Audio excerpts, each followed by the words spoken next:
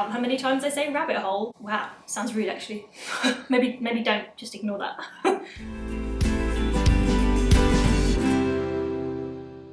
Hi everyone, welcome back to my channel. I hope you're all doing really well. My name is Hannah and I'm a self-published author from the south of England. I make videos mostly on writing tips, research stuff and some booktube stuff. So if that sounds like something that is your cup of tea, please do subscribe to my channel.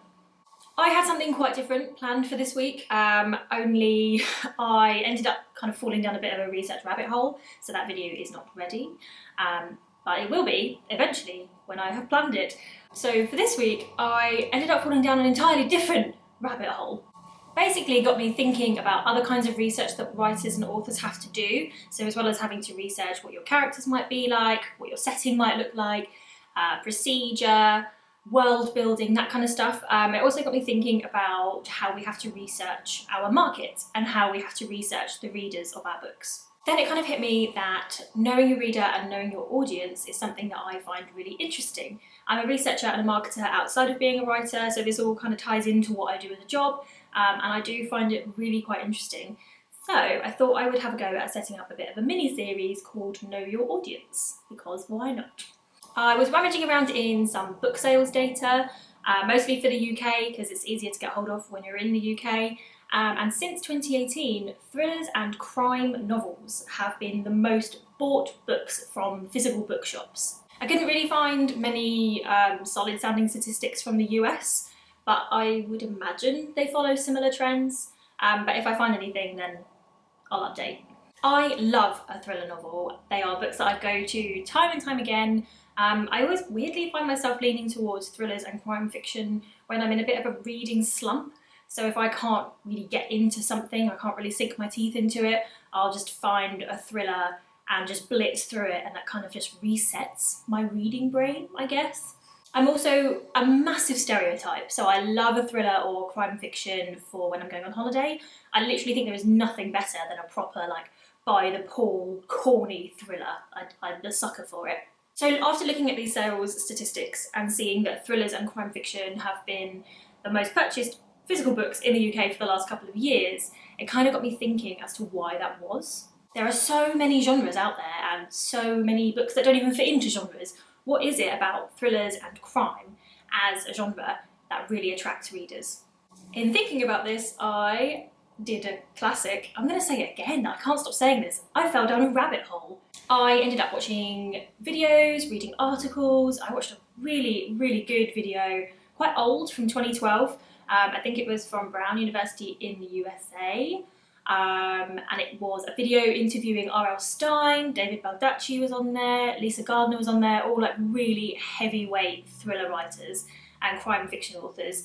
And it was really, really interesting. I researched it for way too long, as per usual. So after watching that video, which I will link somewhere around here, it's quite long, but I mean, grab a cuppa because it's really worth it. So after watching the video and reading a few articles and having a rummage around on social media to see people's reactions to thrillers and how they take off on social media, I think I sort of have an answer as to why we love thrillers and crime fiction so much. In truth, I don't have one answer, I have 5.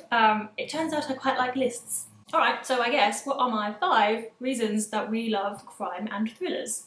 By the way, I am definitely aware that I have simplified this, but I mean, you could have 5 reasons or we could have 55, and the difference between like an 8-minute video versus an hour video, so I figured 5 was good.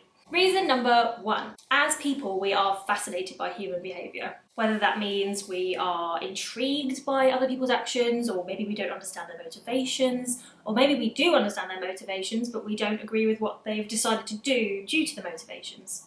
I think a lot of characters that are created in thrillers and crime fiction novels are just so awful. Like, the villains are so deliberately awful, almost like caricatures of a villain. That it's one of those situations where you just can't take your eyes off it and you're like slow-mo watching a car crash and you just can't stop staring, and that personally really draws me to thrillers. I guess it's a little bit like the morbid curiosity we have with serial killers. Like, you want to be able to be in their brain and understand why it is they do what they do.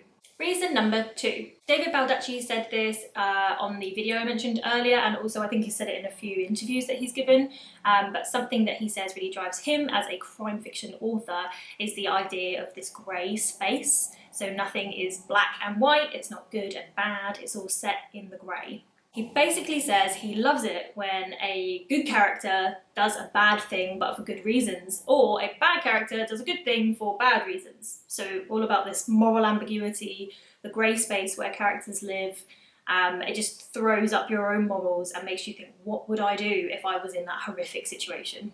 How can you not be fascinated by that? Reason number 3. Something that thrillers and crime fiction novelists do really well, I think, is when they place the reader as the investigator. So it doesn't necessarily mean the reader is a police officer or a detective or a lawyer or, you know, a literal investigator, but essentially the writer wants to be placing the clues along the way in the storyline so the reader can feel like they're solving the mystery with them. Obviously, it's the author's job to hopefully try to make sure that the reader can't work out the end of the storyline before the writer actually gets there, because that kind of ruins it.